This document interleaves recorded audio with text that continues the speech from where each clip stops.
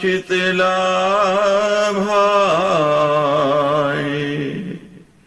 चंद्रार्धकृत शेखराम वृषारूढ़ं शूलधरां शैलपुत्रीं यशस्विनीं दधानां करपद्याभ्याम् अक्षमालाकमण्डिलो देवी प्रसीदतु ब्रह्मचर्याण्यनुत्तमा पिण्डज प्रवरारूढ़ा चण्डकोपात्रकेर्युता प्रसादं तनुनेमियम् चंद्रघंटा विशेरुता सुरासंपूर्ण कलशं रुधिराप्लुप्तमेव च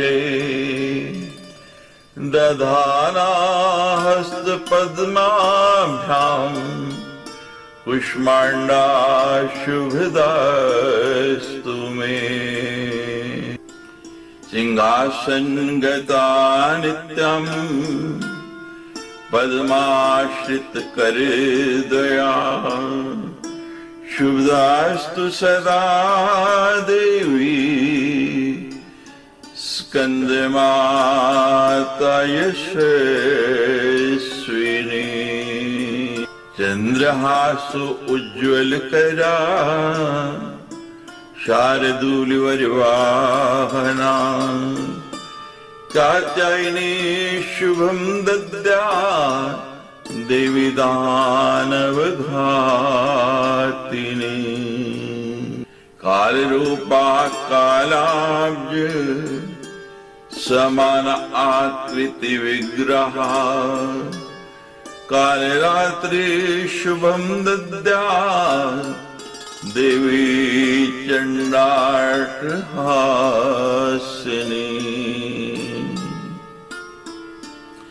श्वेते वृषि समारूढ़ा श्वेतांबरधरा शुचि महागौरी शुभं दद्यात् महादेवी प्रमोदिता सिद्ध गंधर्व यक्षादेव सुरैर्मे अपि शिवमाना सदा भूयात् सिद्धिदा सिद्धिदायिनी सर्वशक्ति महामाये दिव्यज्ञान स्वरूपिणी नवदुर्गे जन्ममात प्रणमामि मुहुर्मुहुः व्यासवाच अत्काले तु सम्प्राप्ते देवकी देवरूपिणे गर्भं दधार विधिवत् वसुदेवे निसंगता। व्यास जी कहते हैं, हे राजन, इसके बाद समय आने पर देव स्वरूपणी देवकी ने वसुदेव के संयोग से विधिवत गर्भ धारण किया। पूर्णेथ दशमे मासे सुशिवे सुतमुत्तमम् रूपवेव सम्पन्नम् देवकी प्रथमं यदा तदाहं वसुदेवस्तां सत्यवाक्ये अनुमोदिते भवित्वा च महाभागो देवकीं देवी मातरम्। 10वां माह पूर्ण होने पर जब देवकी ने अत्यंत रूप संपन्न तथा सुडोल अंगों वाले अत्युत्तम प्रथम पुत्र को जन्म दिया, तब सत्य प्रतिज्ञा से बंधे हुए महाभाग वसुदेव ने होनहार से विवश होकर देव माता देवकी से कहा, वैरोरो सम्यम में त्वम जानासि स्वसुतार्पिणे मोचिता त्वं महाभागे शप्तेन मया तदा। हे सुंदरी, मैंने अपने सभी पुत्र कंस को अर्पित कर देने की मेरी प्रतिज्ञा जो की है, उसे तुम बड़ी भांति जानते हो। हे महाभागे, उस समय उसी प्रतिज्ञा के द्वारा मैंने तुम्हें कंस से मुक्त कराया था। इसलिए हे सुंदर केशों वाले, मैं यह पुत्र तुम्हारे चचेरे भाई कंस को अर्पित कर दे रहा हूं। जब वह दुष्ट कंस अथवा प्रारब्ध की विनाश के लिए उद्यत है, तो तुम कर ही क्या सकोगे। अद्भुत कर्मों का परिणाम आत्मज्ञान से रहित प्राणियों के लिए दुर्गय होता है। काल के पाश में बंधे हुए समस्त जीवों को अपने द्वारा किए गए शुभ अथवा अशुभ कर्मों का फल निश्चित रूप से भोगना ही पड़ता है। प्रत्येक जीव का प्रारब्ध निश्चित रूप से एक विधि के द्वारा ही निमित्त। जब वसुदेव जी ने ऐसा कहा तो देवकी कहने लगे, हे स्वामी, मनुष्यों को अपने पूर्व जन्म में किए हुए कर्मों का फल अवश्य भोगना पड़ता है, किंतु क्या तीर्थाटन, तपश्चरण एवं दान आदि से वह कर्म फल नष्ट नहीं हो सकता है। ये महाराज, पूर्व अर्जित पापों के विनाश के लिए महात्माओं ने धर्म शास्त्रों में तो नानाविध प्रायश्चित के विधान का उल्लेख किया है। पूर्वार्जितानां पापानां विनाशाय महात्मभिः ब्रह्मा हेम हारिते सुरापो गुरुतिल्पगे। द्वादशाब्दव्रते चीर्णे शुद्धं याति ततस्तते मनवादिभिर्यथोदिष्टम् प्रायश्चित्तं विधानते। ब्रह्म हत्या करने वाला, स्वर्ण का हरण करने वाला, सुरापान करने वाला तथा गुरु पत्नी के साथ व्याभिचार करने वाला महापापी भी 12 वर्ष तक व्रत का अनुष्ठान कर लेने से शुद्ध हो जाता है। ये नहीं, उसी प्रकार मनु आदि के द्वारा उपदिष्ट प्रायश्चित का विधान पूर्वक अनुष्ठान करके मनुष्य क्या पाप से मुक्त नहीं हो जाता है? यदि प्रायश्चित विधान के द्वारा पाप से मुक्ति नहीं मिलती है, तो क्या याज्ञवल्क्य आदि धर्मशास्त्र प्रणेता तत्वदर्शी मुनियों के वचन निरर्थक हो जाएंगे? याज्ञवल्क्यादय सर्वे धर्मशास्त्र प्रवर्तका भवितव्यं भवत्येव यद्येवं निश्चयेत् प्रभो आयुर्वेदस्य मिथ्यैव मंत्रवादात् तथाखिला उद्यमस्तु वृथा सर्वम् एवं चैव निर्मितम्।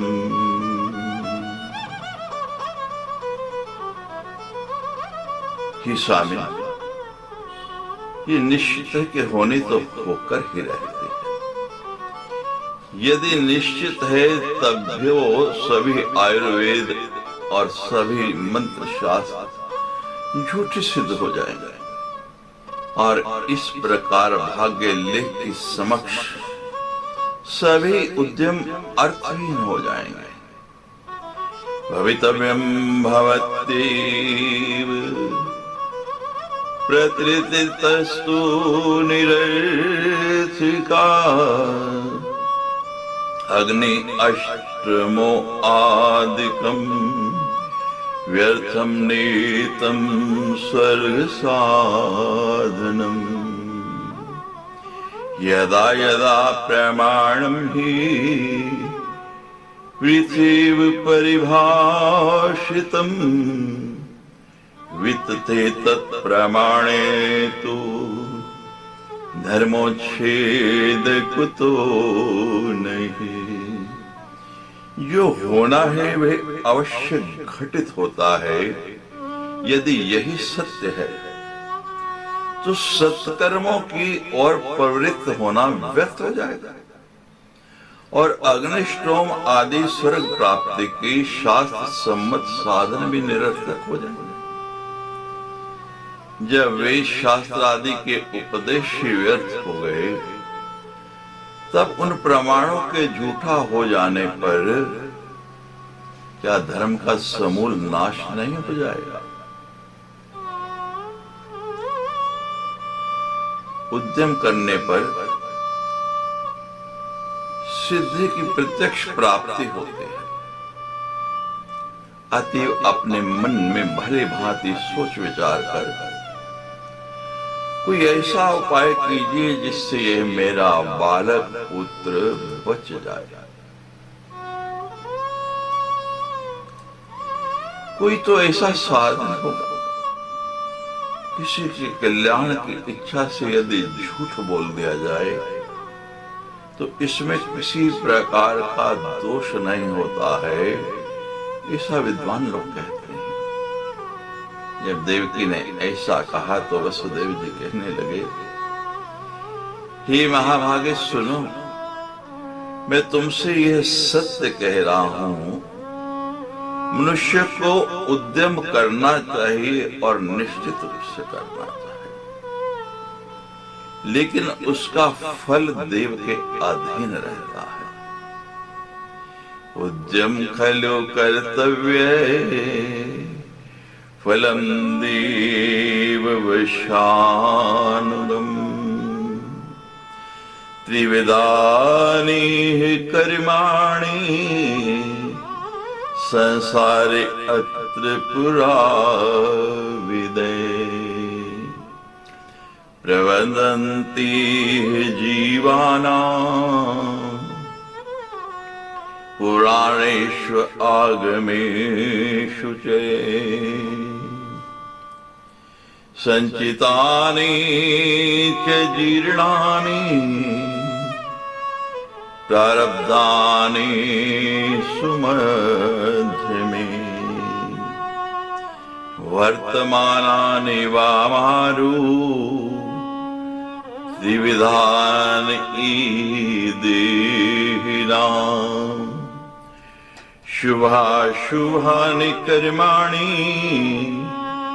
बीजभूतानि यानि च। प्राचीन तत्ववेताओं ने इस संसार में प्राणियों के 3 प्रकार के कर्म पुराणों तथा शास्त्रों में बताए हैं। ये सुमध्य में संचित, प्रारब्ध और वर्तमान, ये 3 प्रकार के कर्म देहधारियों के होते हैं। हे सुजगने, प्राणियों द्वारा संपादित जो भी शुभ अशुभ कार्य होते हैं वे बीज का रूप धारण कर लेते हैं और अनेक जन्मों के उपार्जित वे कर्म समय पाकर फल देने के लिए उपस्थित हो जाते हैं। जीव अपना पूर्व शरीर छोड़कर अपने द्वारा किए गए कर्मों के अधीन होकर स्वर्ग अथवा नरक में जाता है। सुकर्म करने वाला जीव दिव्य शरीर प्राप्त करके नरक में नाना विधि सुखों का उपभोग करता है तथा दुष्कर्म करने वाला विषय भोगजन्य यातना देह पुनः प्राप्त करके नरक में अनेक प्रकार के कष्ट भोगता है। इस प्रकार भोग पूर्ण हो जाने पर जब पुनः उसके जन्म का समय आता है तब लिंग देह के साथ संयोग होने पर उसको जीव की संज्ञा दी जाती। उसी समय जीव का संचित कर्मों से संबंध हो जाता है और पुनः लिंग देह के आविर्भाव के समय परमात्मा उन कर्मों के साथ जीव को जोड़ देते हैं। हे सुलोचने, इसी शरीर के द्वारा जीव को संचित वर्तमान और प्रारब्ध इन 3 प्रकार के शुभ अथवा अशुभ कर्म भोगने पड़ते हैं।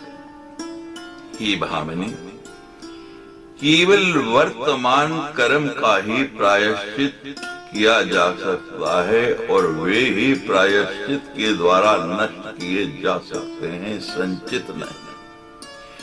इसी प्रकार समुचित शास्त्रोक्त उपायों द्वारा संचित कर्मों का भी विनिष्ट किया जा सकता है, किंतु प्रारब्ध कर्मों का क्षय तो भोग से ही संभव है, अन्यथा नहीं, उनको तो भोगना ही पड़ता है। तीनायन्ति कुमारो वे दय कंसाय सर्वथा निमित्या वचनम मे अस्ति लोक निंदा विदूषितम। अति मुझे तुम्हारे इस प्रपुत्र को हर प्रकार से कंस को अर्पित कर ही देना चाहिए। ऐसा करने से मेरा वचन भी मिथ्या नहीं होगा और लोक निंदा का दोष भी मुझ पर नहीं लगेगा। अनित्यस्मिंस्तु संसारे धर्म सारे महात्मना देवाधीनम ही सर्वेषां मरणं जननं तथा तस्मात् शोको न कर्तव्यो दीना हि निरर्थके सत्यम यस्य गतं कान्ति वृथा तस्य जीवितम्। इस अनंत संसार में महापुरुषों के लिए धर्म ही एकमात्र सार्थक है। इस लोक में प्राणियों का जन्म तथा मरण ये देव के अधीन है। इसलिए हे प्रिय, प्राणियों का व्यर्थ का शोक नहीं करना चाहिए। इस संसार में जिसने सत्य छोड़ दिया उसका तो जीवन ही निरर्थक है। जिसका यह लोक बिगड़ गया उसके लिए परलोक कहां। इसलिए ही सुंदर भों वाले ये बालक मुझे दे दो और मैं अपने वचन का पालन करते हुए इसे कंस को सौंप दूं। सत्ये संस्तारणा देवी शुभ अग्रे भविष्यति कर्तव्यम सुकृतम पुंभी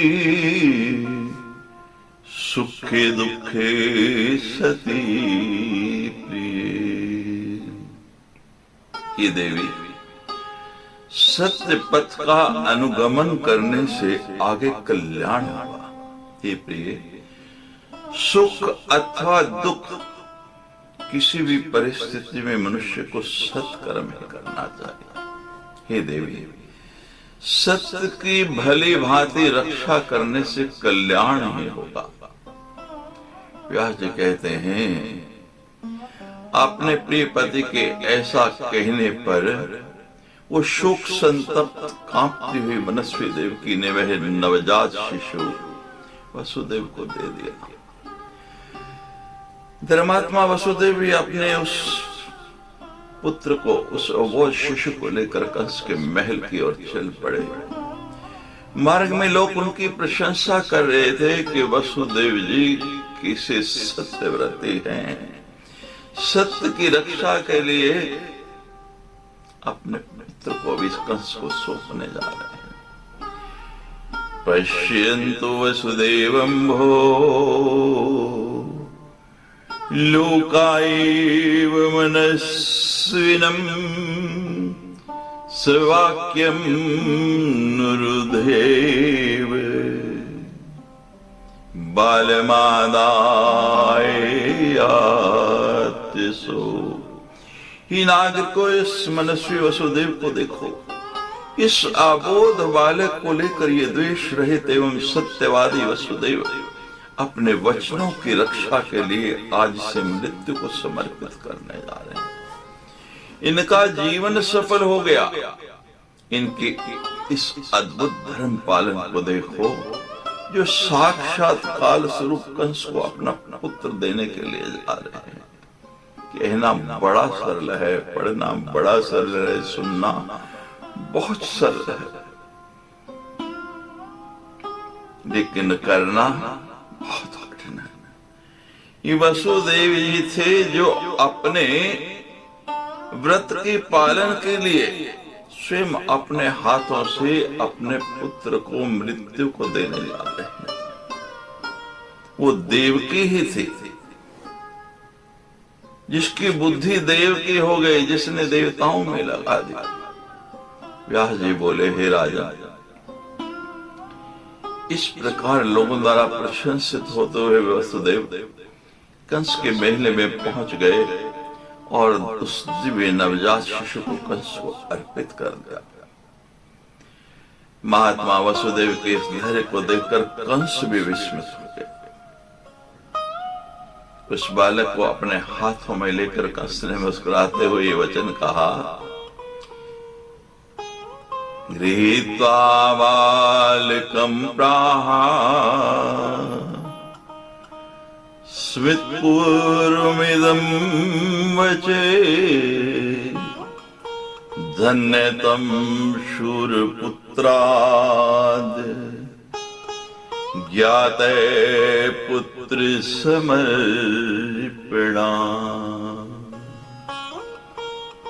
हे शूरसेन तनय, आप धन्य हैं। आज आपकी इस पुत्र स्मरण कर्ण के कृत्य से मैंने आपका महत्व जान लिया है। आप कितने सत्यनिष्ठ हैं, कितने धर्मनिष्ठ हैं, ये मुझे ज्ञात हो गया है। ममृत्योर्न चायं वे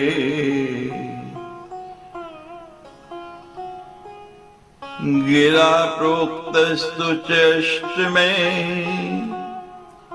निहंतव्यो मया कामम्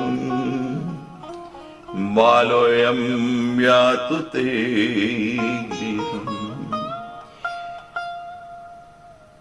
ही वसुदेव जी, ये बालक मेरी मृत्यु का कारण नहीं है, क्योंकि आकाशवाणी के द्वारा देवकी का 8वां पुत्र मेरी मृत्यु का कारण बताया गया है। मैंने भी सुना और आपने भी सुना है इस बालक से मुझे कोई भय नहीं है, कोई खतरा नहीं है, कोई डर नहीं है, इसलिए मैं इस बालक का वध नहीं करूंगा। आप इसे अपने घर ले जाइए। बालक लौटा दिया और कहने लगा, अष्टमस्तु प्रदातव्य तया पुत्रो महामते इत्युक्ता वसुदेवाय ददावाशु खले शिशु। हे महामते, आप मुझे देवकी का 8वां पुत्र दे दीजिएगा। ऐसा कहकर उस दुष्ट कंस ने तुरंत वह शिशु वसुदेव जी को वापस दे दिया। गच्छतव्यं गृहे बाले क्षीमं व्याहृत्वा नृपे तमादाय तदा शौर्यजगाम स्वगृहं मुदा। राजा कंस ने कहा, यह बालक अपने घर जाए और कुशल रहे। तत्पश्चात उस बालक को लेकर शूरसेन कि पुत्र वसुदेव प्रसन्नता पूर्वक अपने घर की ओर चल पड़े। इसके बाद कंस ने भी अपने मंत्रियों से कहा कि मैं व्यर्थ में इस शिशु की हत्या क्यों करता, क्योंकि मेरी मृत्यु तो देवकी के 8वें पुत्र से की गई है। अतः देवकी के प्रथम शिशु का वध करके मैं पाप क्यों करूं। अतः किं प्रथमं बालं हत्वा पापं करोम्यहम् साधु साध्विति शुक्ता संस्थिता मंत्री सत्तमा। तब वहां विद्यमान श्रेष्ठ मंत्रीगण साधु साधु ऐसा कहने लगे। विस्मिते अस्तु कंसेन जगमस्ते स्वगृहान् प्रति यतेषु तेषु संप्राप्तो नारदो मुनिसत्तमे। जब ये सब मंत्री अपने अपने घर चले गए, उनके चले जाने पर मुनिश्रेष्ठ जी नारद अपनी वीणा बजाते हुए नारायण नारायण नारायण नारायण करते हुए वहां आ पहुंचे। उस समय उग्रसेन पुत्र कंस ने श्रद्धा पूर्वक उठकर विधिवत अर्घ्य पाद्य आदि अर्पण किया।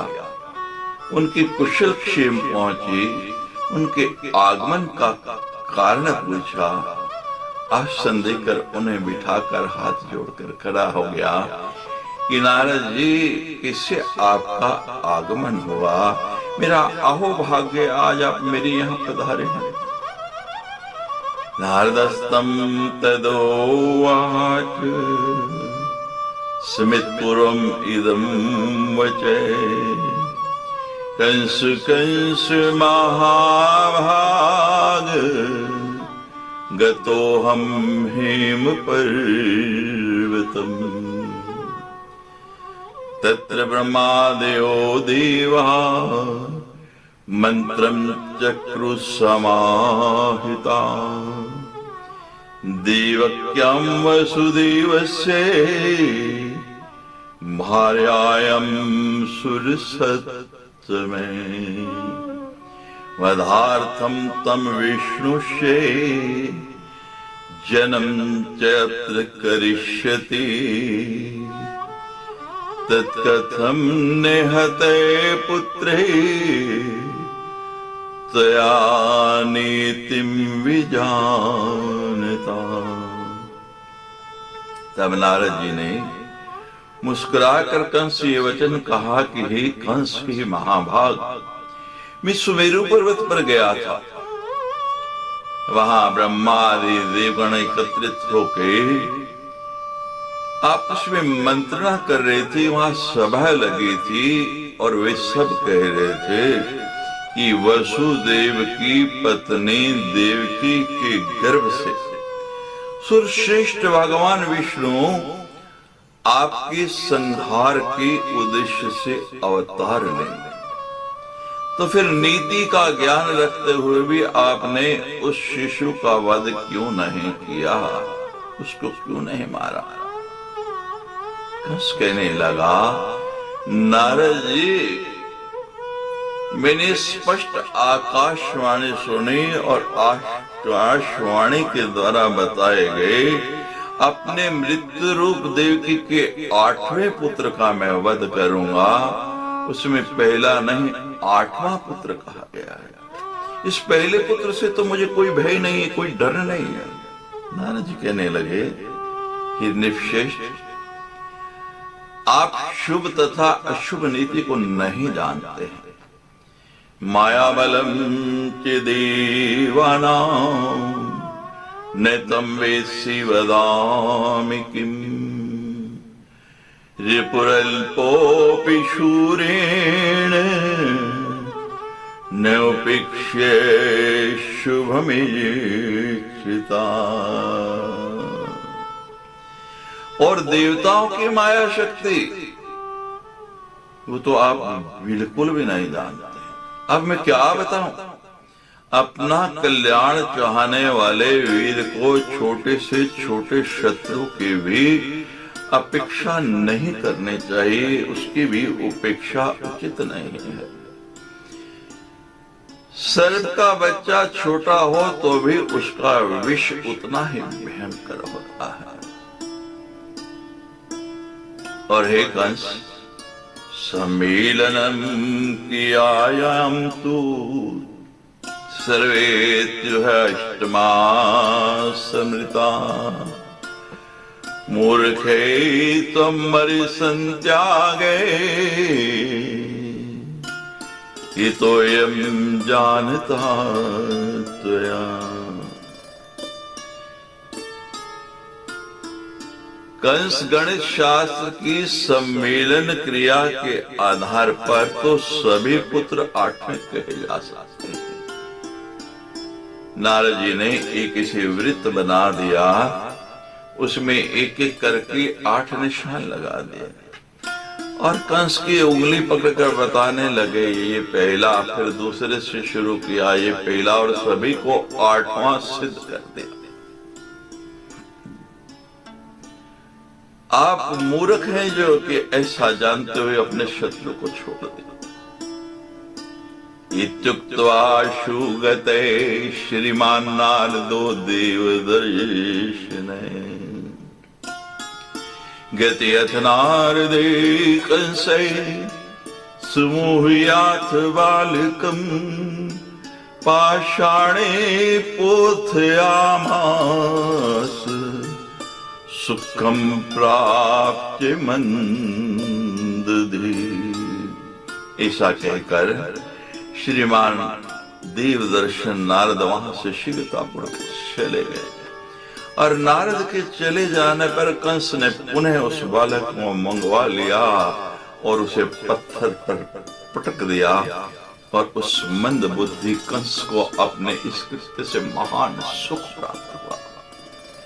इति श्रीमद्देवी भागवते महापुराणे अष्टादशसहस्रम संहितायां कंसेन देवकी प्रथम पुत्र वध वर्णनम नामे 21 अध्याय।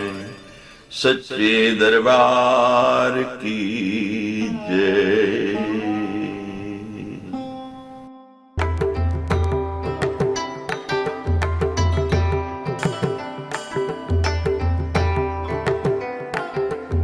जन्मेजय उवाच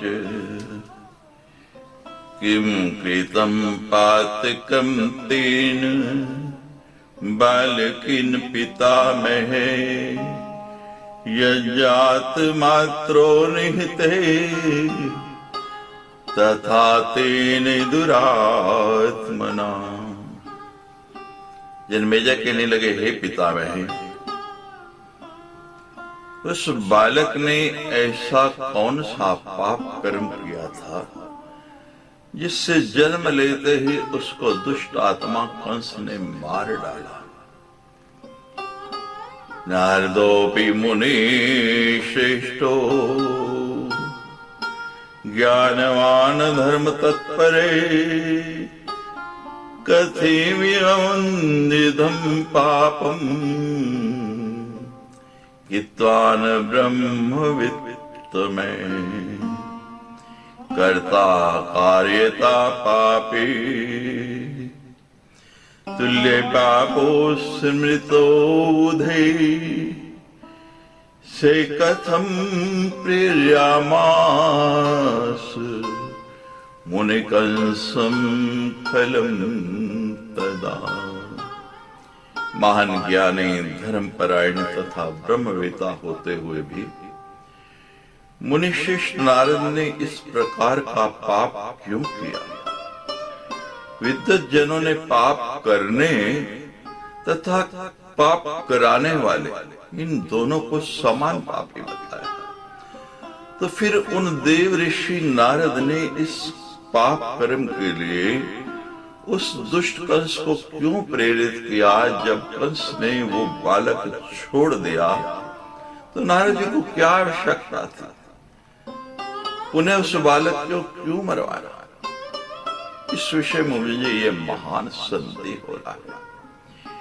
जिस कर्म फल से वह बालक मारा गया उसके बारे में मुझे विस्तार से बताइए।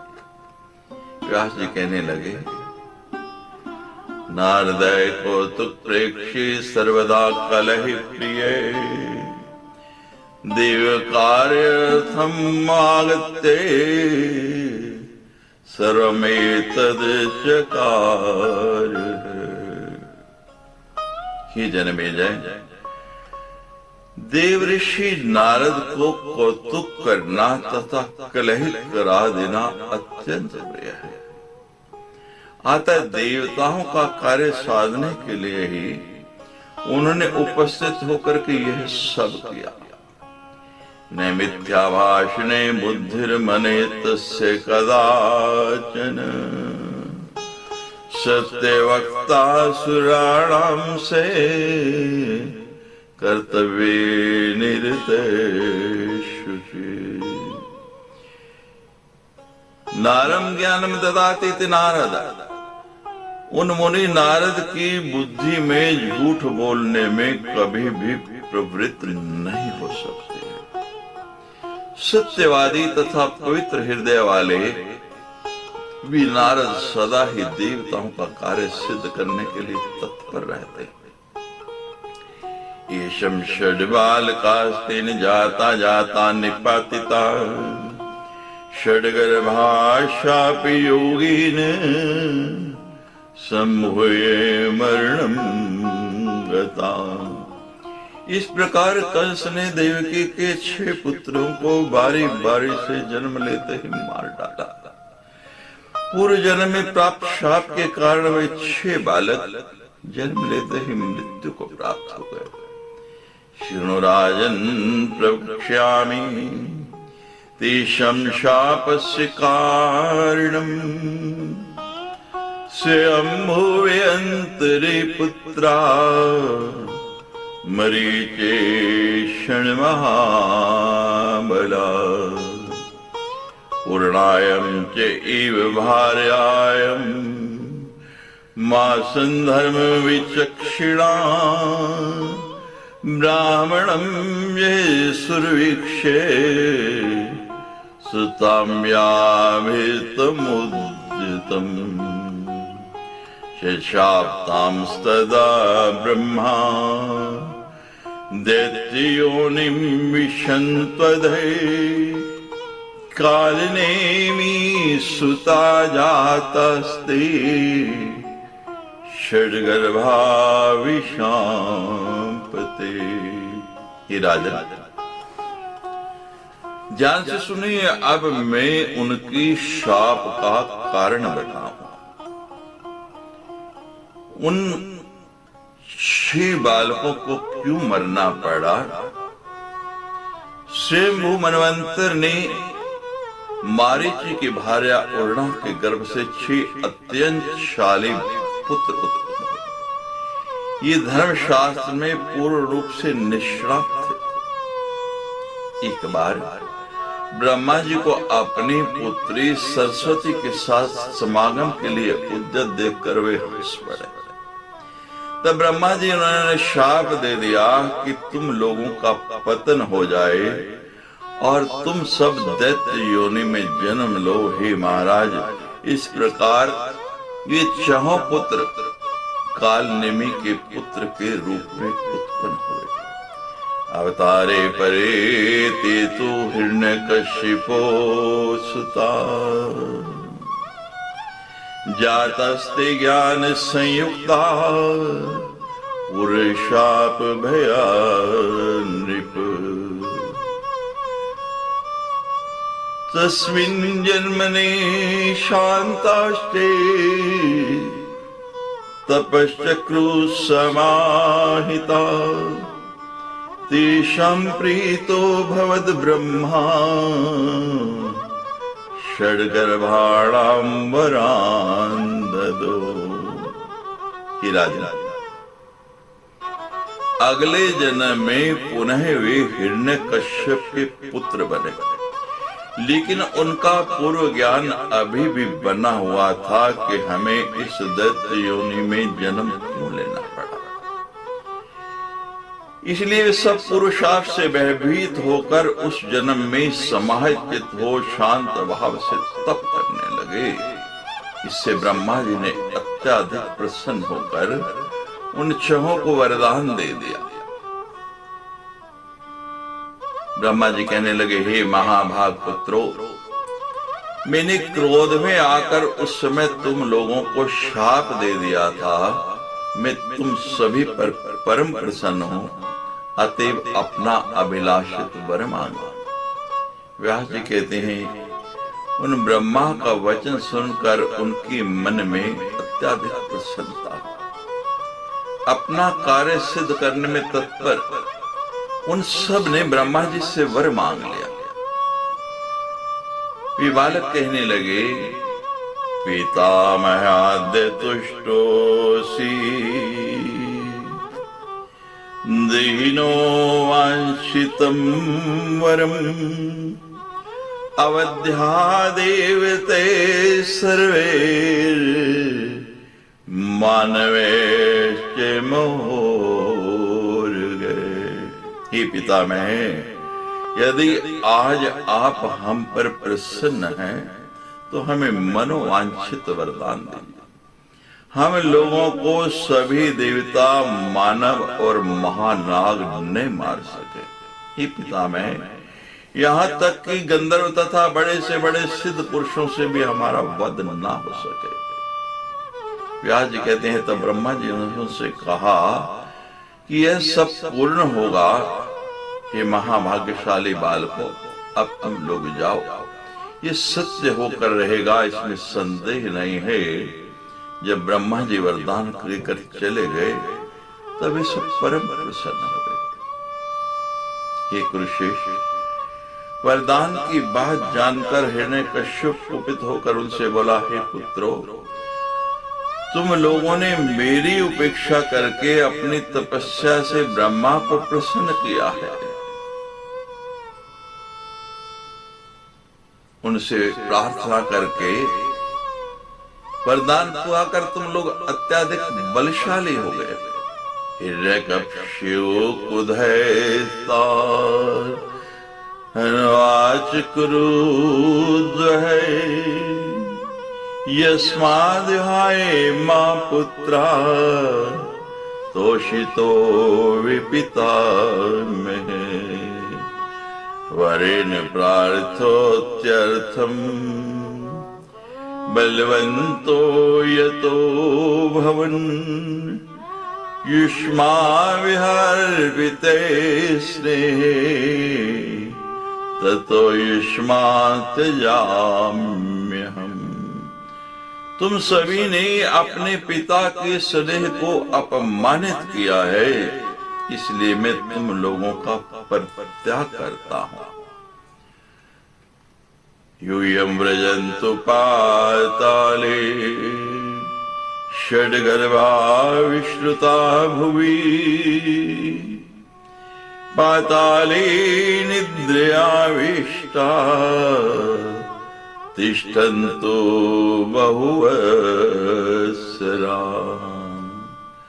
ततस्तु देवकी गर्भे वर्षे वर्षे पुनः पुनः पिता काल निवेस्तु तत्र कंसो भविष्यति।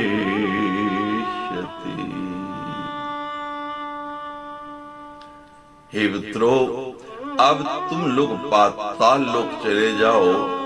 इस पृथ्वी पर तुम लोग षड्गर्भ नाम से विख्यात हो गए। पाताल लोक में तुम लोग बहुत वर्षों तक निद्रा के वशीभूत रहोगे। तत्पश्चात तुम लोग क्रम से प्रतिवर्ष देवकी के गर्भ से उत्पन्न होते रहोगे और पूर्व जन्म का तुम्हारा पिता काल में उस समय कंस के नाम से उत्पन्न होगा। वे अत्यंत क्रूर कंस तुम लोगों को उत्पन्न होते ही मार डालेगा। व्यास जी बोले, इस प्रकार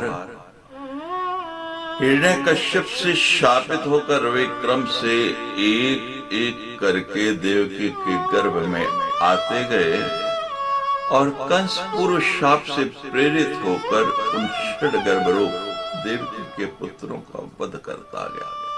जगान देवकी पुत्रान षड्गर्भाच्छावने शेषां सप्तमस्तत्र देवकी गर्भ संस्थिते। इस प्रकार उसने देवकी के 6 पुत्रों का बारी बारी से वध कर दिया। इसके बाद शेषनाग के अंशावतार बलभद्र जी देवकी के 7वें गर्भ के रूप में आए। विसंतिश्च गर्भो सो योगिनी योग माया नीते चिरोहिणी गर्भे कृत्वा संकर्षणं बला। उसके बाद योग माया ने अपने योग बल से उस 7वें गर्भ को च्युत कर दिया। वो गर्भ गिर गया और हठात उसको खींचकर उन्होंने उसे रोहिणी के गर्भ में स्थापित कर दिया। इसी बीच यह बात लोगों को मालूम हो गई कि 5वें महीने में ही देवकी का गर्भ स्राव हो गया है। और कंस ने भी जब यह समाचार सुना तो उसने इस समाचार को अपने लिए बहुत सुखप्रद माना।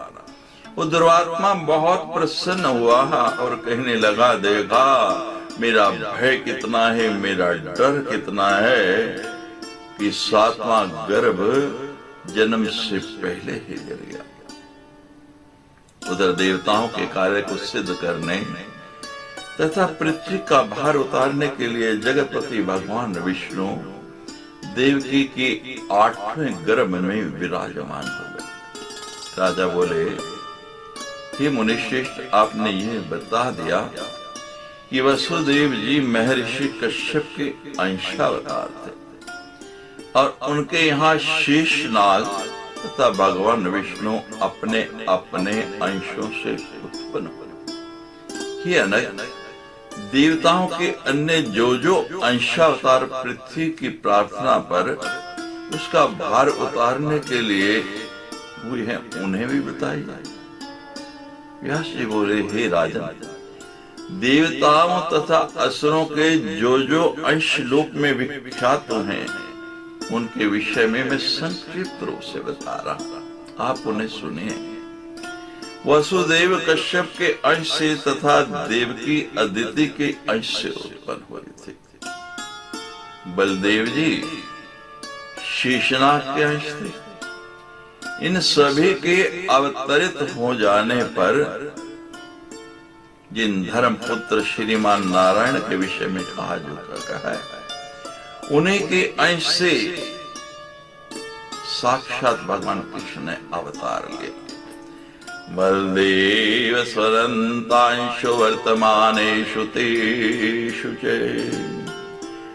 यो स्वधर्म सुतै श्रीमान नारायण इति श्रुते तस्य अंशो वासुदेवस्तु विद्यमाने मुनो तदा नरस्तस्यानुजो यस्तु तस्यंशो अर्जुने विचे। मुनिवर, नारायण के श्री कृष्ण के रूप में प्रकट हो जाने पर उनके नर नामक जो छोटे भाई हैं, उनके अंश रूप अर्जुन का प्रकट हुआ। युधिष्ठिरस्तु धर्मांशो वायवंशो भीमुत्युत अश्विनंशे ततः प्रोक्तो मादिपुत्रो महाबलो सूर्यांशे कर्णाख्यातो धर्मांशो विदुरस्मृते द्रोणो बृहस्पतिरंशस्तस्तु शिवांशजय। महाराज युधिष्ठिर धर्म के अंश, भीमसेन पवन देव के अंश तथा माद्री के दोनों महाबली पुत्र नकल और सहदेव, ये दोनों अश्विनी कुमारों के अंश कहे गए। कर्ण सूर्य के अंश से प्रकट हुए और विदुर को धर्म का अंश बताया गया है। द्रोणाचार्य बृहस्पति के अंश से तथा उनका पुत्र अश्वत्थामा शिव के अंश से उत्पन्न हुए थे।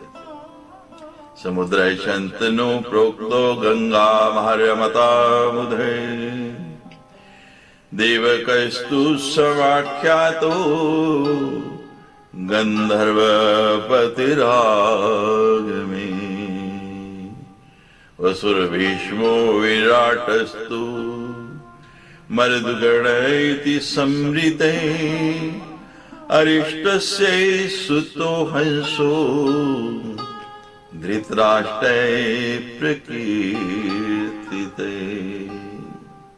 जन्मेजय, विद्वानों का मानना है कि समुद्र के अंश से महाराज शांतनु तथा गंगा के अंश से उनकी भार्या उत्पन्न हुई। पुराण प्रसिद्ध गंधर्वराज के अंश से महाराज देवक उत्पन्न हुए। भीष्म पितामह को वसु का तथा राजा विराट को मरुद गणों का अंशावतार बनाया गया। महाराज धृतराष्ट्र ऋष्टनेमि के पुत्र हंस के अंश से उत्पन्न कहे गए हैं। मरुदगण कृपे प्रोक्त कृतवर्मा तथा परे दुर्योधन कलिरंशे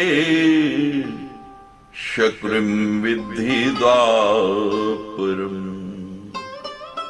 सोमपुत्रे सुवर्चाख्ये सोम प्ररुदाहिते पावकांशो धृष्टद्युम्ने शिखंडी राक्षस तथा। कृपाचार्य को किसी एक मरुदगण का अंश तथा कृतवर्मा को दूसरे मरुदगण का अंश बताया है। हे राजन, दुर्योधन को कली का अंश तथा शकुनी को द्वापर का अंश समझे। प्रसिद्ध सोमनंदन सुवर्चा पृथ्वी पर सोमप्ररु नाम से विख्यात हुए। धृतद्युम्न अग्नि तथा शिखंडी जो है वो राक्षस के अंश से उत्पन्न हुए। सनत कुमारस्य अंशस्तु प्रद्युम्न प्रकीर्ति द्विविधो वर्णस्य अंशो द्रौपदी चिरमांशजा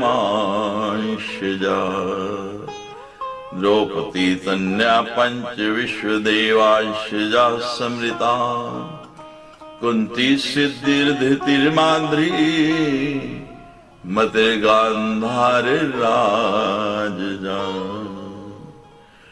प्रद्युम्न सनत कुमार के अंश कहे गए हैं। द्रुपद वरुण के अंश थे तथा द्रौपदी साक्षात लक्ष्मी के अंश से उत्पन्न थी। द्रौपदी के पांचों पुत्र विश्वदेव के अंश से उत्पन्न माने गए हैं।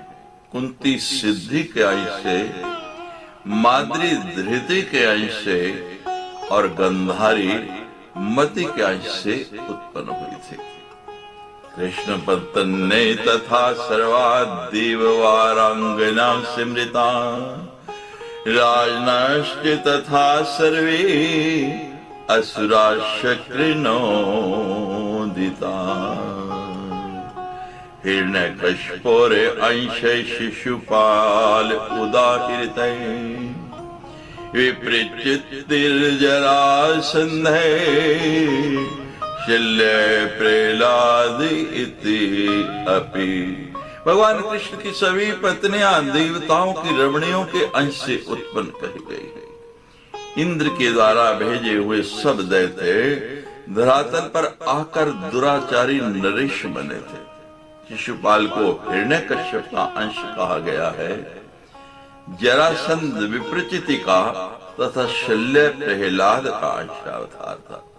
काल नेमी तथा कंस केशी है शिरास तथा अरिष्टो बलिपुत्रस्तु कुकुद्दी गोकुले हते। काल नेमी कंस हुआ तथा है शिरा को केशी का जन्म प्राप्त हुआ। बलि पुत्र कुकेदु अरिष्टासुर बना जो गोकुल में मारा गया। अनुहलाद धृष्ट केतु बना और वाष्कल भगदत्त के रूप में उत्पन्न हुआ। लंब ने लंबासुर के रूप में जन्म लिया तथा खर धेनुकासुर हुआ। अत्यंत भयंकर वाराहा और किशोर नामक दोनों दैत्य चाणूर और मुष्टिक नाम पहलवानों के रूप में विख्यात हुए। दिति का पुत्र अरिष्टासुर कौल्यापड़ नामक हाथी हुआ। बलि की पुत्री पूतना बकी राक्षसी बनी और उसका छोटा भाई बकासुर कहलाया। द्रोण पुत्र महाबली अश्वत्थामा यम रुद्र काम और क्रोध इन चारों के अंश से उत्पन्न हुआ था। पूर्व काल में अंशावतार के समय जो दैत्य तथा राक्षस उत्पन्न हुए थे, पृथ्वी से उनका भार उतारने के लिए सभी देवता अपने अपने अंश से उत्पन्न हुए। ये दिशाम कथितम राजान वंशावतरण निप सुराणाम च पुराणेषु प्रकीर्तितम्।